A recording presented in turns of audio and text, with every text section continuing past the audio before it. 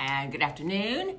It is Friday with me, Dr. Polly Heil-Mealey at Abundant Health and Wellness, and this is our Friday Lunch and Learn. Now, this is very near and dear to my heart because I am a very, very strong-minded person, and so if you tell me that I cannot do something, I'm pretty much going to prove you wrong because I'm just that way. I'm just kind of bullheaded, and I get it legitimately from my mom and my dad. And so we're going to talk again about mindfulness. Now we've kind of have a little theme going on mindfulness because mindfulness is what you attend to in the moment. Okay, and so a lot of our day we are moving about, we're doing things by rote, we're doing things that we're used to doing, we're doing things, like driving. Have you ever been driving and you know you left this place and then you wound up that place and it was like, I know I didn't fall asleep at the wheel, but I just don't remember too much because I was on autopilot.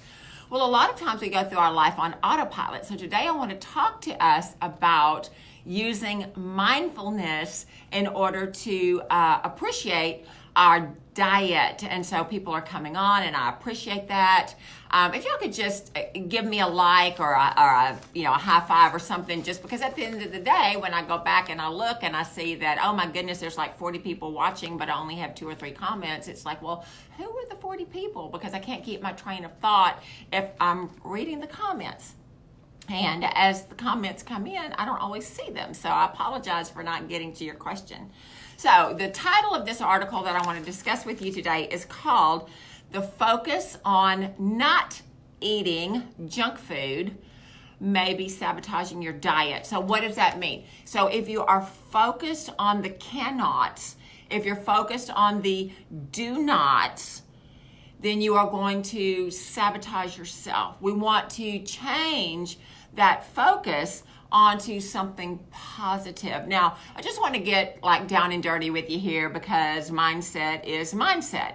Our mindset is what we believe about ourselves, what we believe about religion, what our mamas told us to believe, all those kind of things. All of that is who we are. Now, part of our maturity, part of our growing up is to decide what part of that we learned growing up is necessary or even relevant to who we are today, and what are the things that maybe mama said or the church said or the teacher said that don't have anything to do with anything anymore. So we've got to be able to look at what we think and then decide, do we still want to think it? So we don't want to think, because the Bible says, I'm going to get a little bit preachy to you today. The Bible says that the man's heart is deceitful above all things, who can know it, okay? And I will just tell you too, besides being deceitful, the human heart is also rebellious.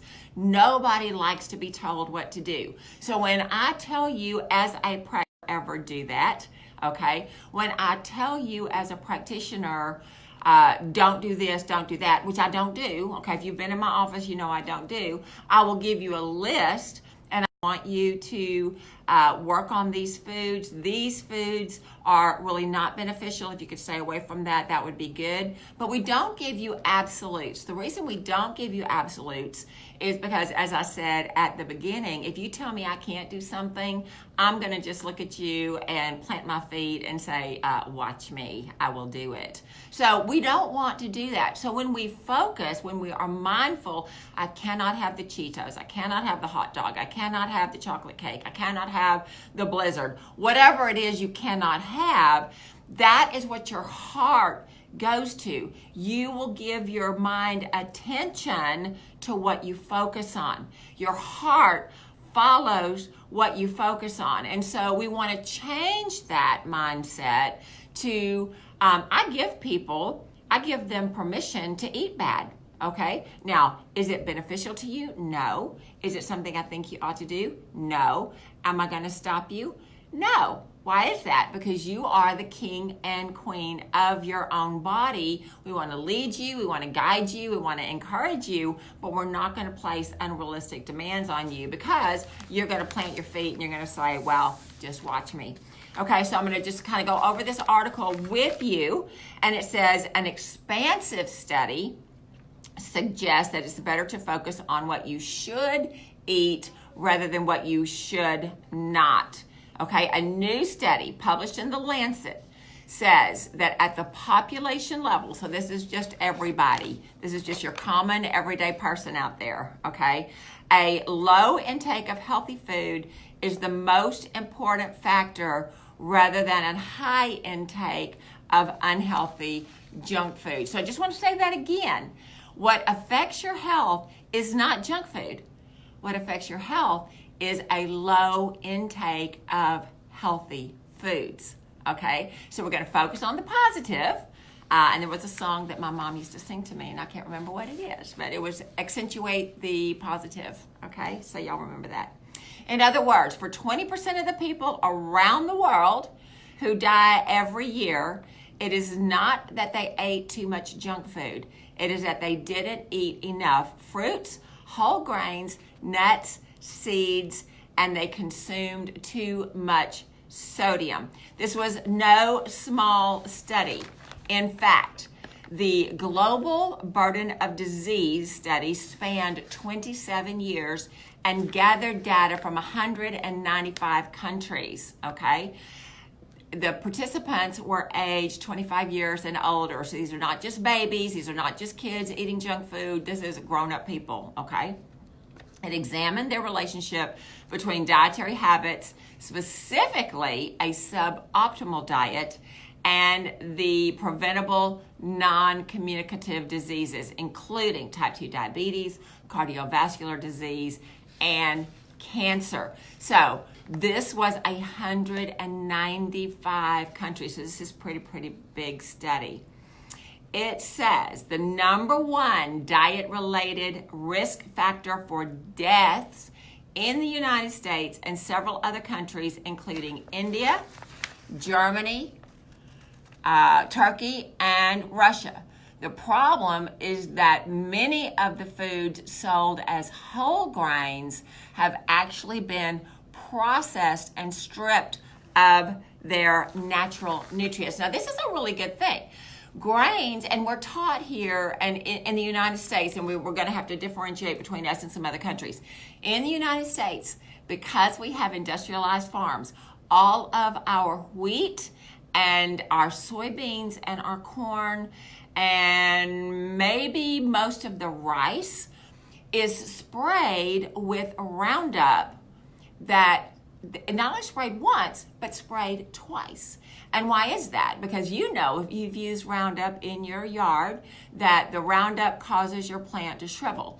Well, when you are harvesting your grain, if you spray Roundup on it, the green shrivels, pops those kernels out, so when the harvester comes by, they get a better yield. It's better for the farmer because they make more money because they've got more grain.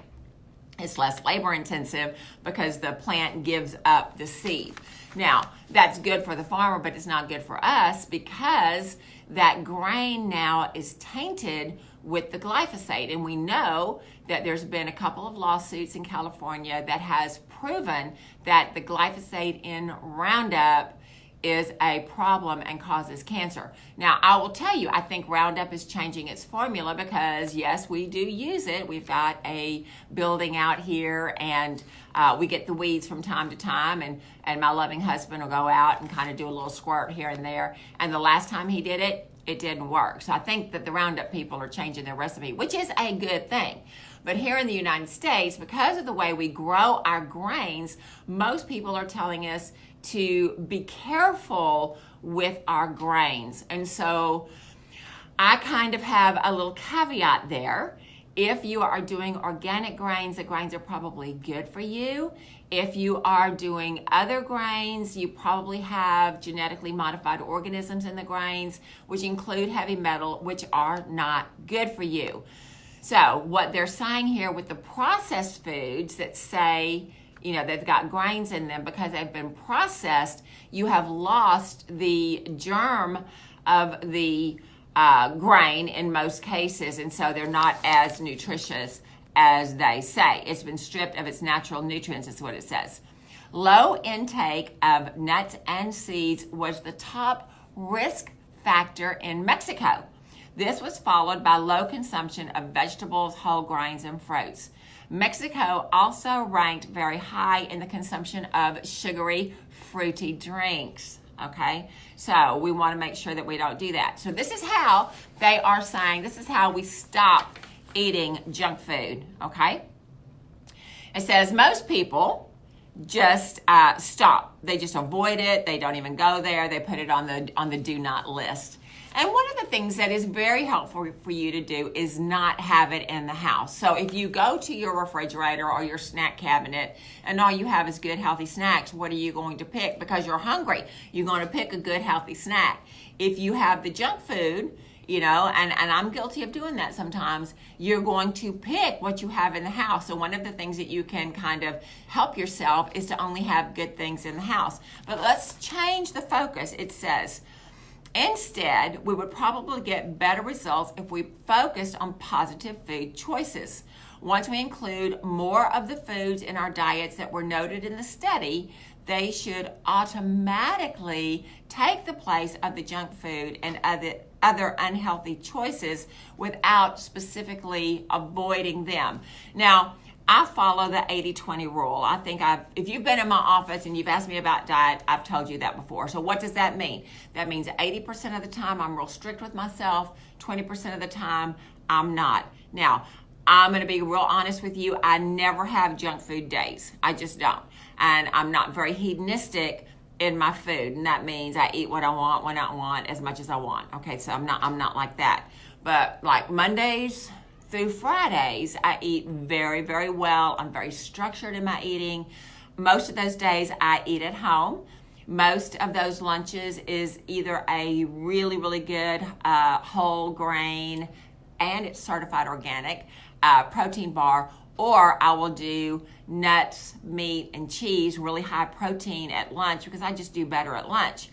Then evening I cook, and I cook really healthy foods. And we eat in most of the time Mondays through Fridays. Now, I can't promise that that's what it's like on Saturday and Sundays. So Saturdays and Sundays we don't get up as early, and we may only have 2 meals. We'll have a late breakfast, and then we'll have kind of an early dinner, and that's the 2 meals. We eat after church, and sometimes we eat so much after church that we only just have 1 meal that day.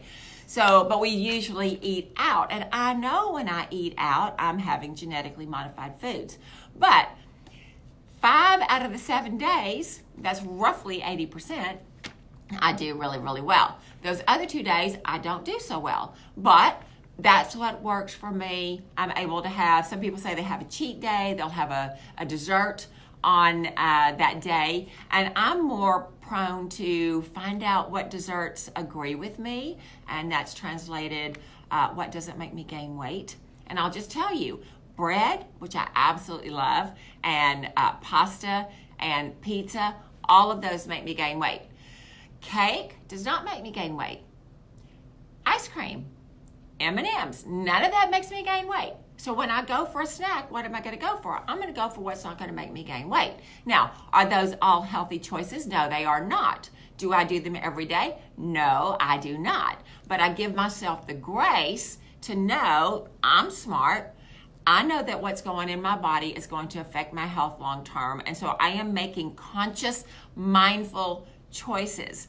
Now, if I said to myself, you can never have a piece of cake, you can never have M&Ms, you can never have ice cream again, what would my focus be? My focus would be, dang, I want to get that ice cream. I want to get that M&M. I want to get whatever I want because I want it and you told me I couldn't have it. So giving yourself permission to indulge that craving to the extent that you need to, so you're not feeling deprived. Now, my phone is telling me that my internet's going in. Hopefully you're staying with me and it is all good. Okay, so the article goes on to say, ironically, it says that we need to stop telling people don't. Okay, don't. So tips on junk food versus healthy food. We probably all know this. Choose fruit. Choose whole, organic when available fruit. Fruits are preferred over fruit juices because of their high fiber content. Now, when I read this, I said, no. Fruit juice has a lot of fiber in it. Well, it does if you make it yourself. If you get what is at the grocery store, then no, there's not just a whole lot of fiber in there. But if you make it yourself, you see where the fiber is, and you're going to have more fiber. Now, hopefully, if you do a lot of juicing, you'll take that fiber that comes out and you will add it to a cake mix or a bread mix or some kind of baking, so you're making use of that fiber because we need fiber. I'm just going to segue into Aussie Bites. I don't know if you've discovered Aussie Bites, like Australia, Aussie. You can get them at one of the big box stores. They are ginormously expensive, so I looked on the internet and I found a recipe and I modified it so that it is very organic and healthy and much, much tastier than what you're going to get at the big box store. They're little bitty muffins, and there's 1 gram of fiber, which you may say 1 gram is not too much, but it has flaxseed and chia seed and sunflower seeds and coconut, dates and apricots and honey. It's really, really good. It's very holistic.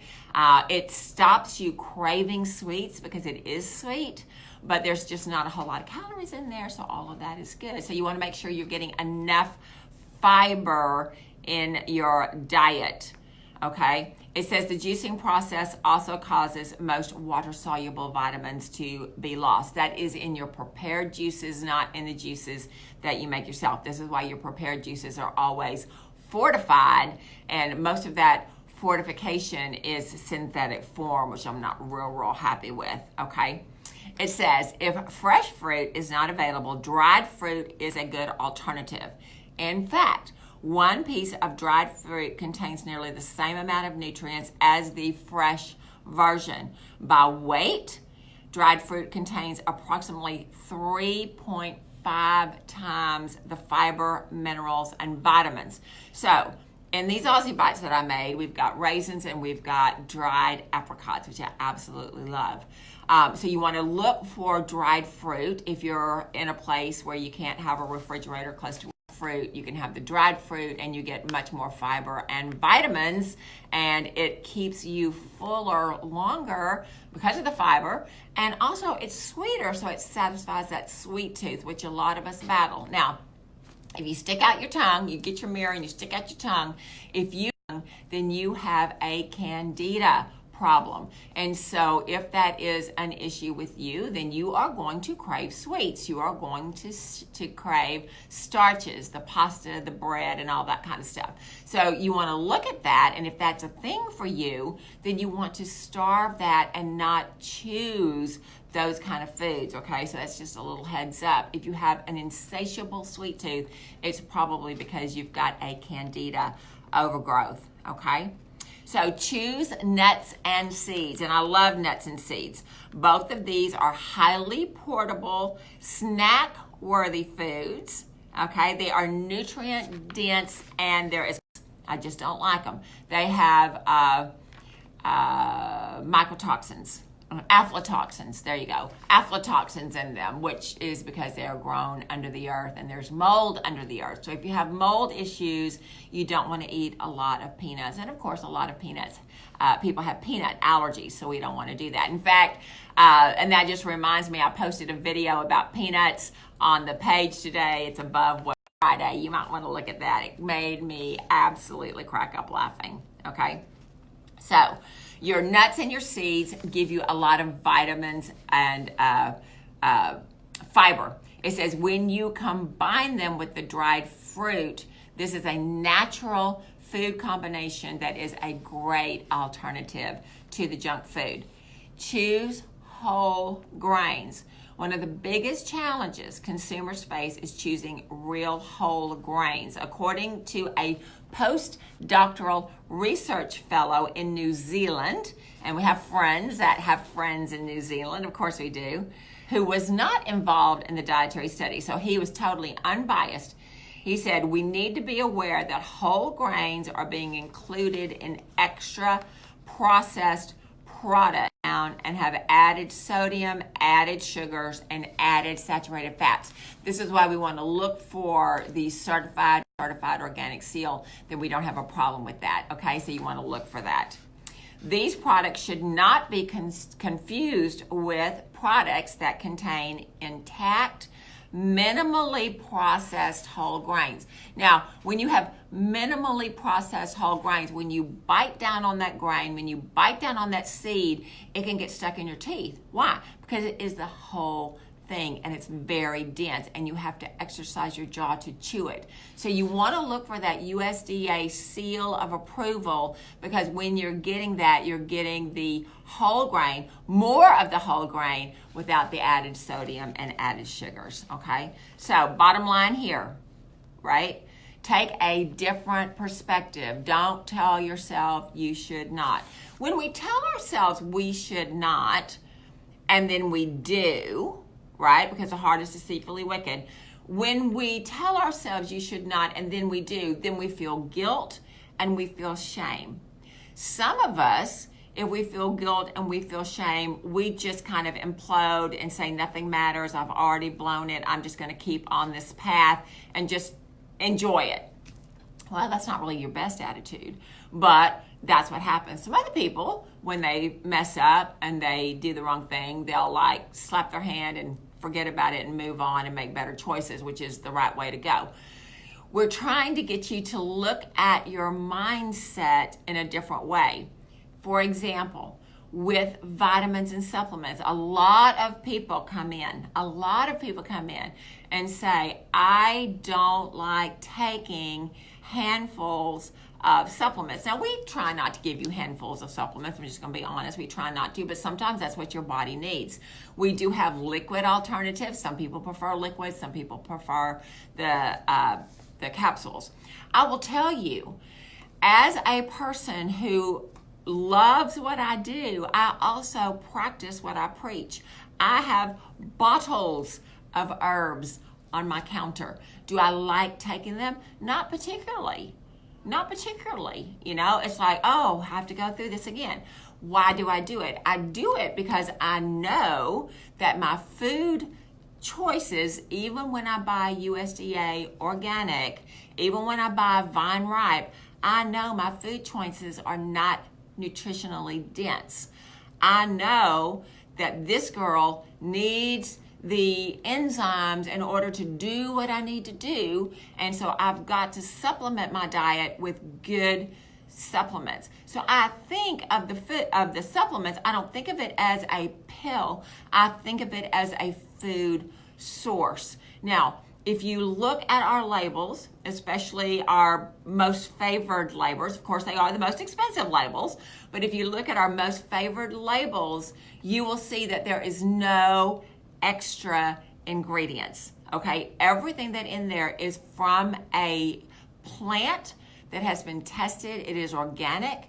It has not been cooked to death. It has not been machine processed. It has been made by hand, which is why it works as well as it works. And so you might have to tell your brain, yeah, it's a hassle to get these pills out every morning, but because I am supplementing my food with food, then I am being good to my cells. My cells will love me. My cells will repair. My cells will keep me from falling into sickness and disease. And isn't that what we all want? We want to live a good, long, productive life. And I'm hearing more and more people come in and say they're only this many years old, which is not all that many, and they're housebound or they have no energy or whatever.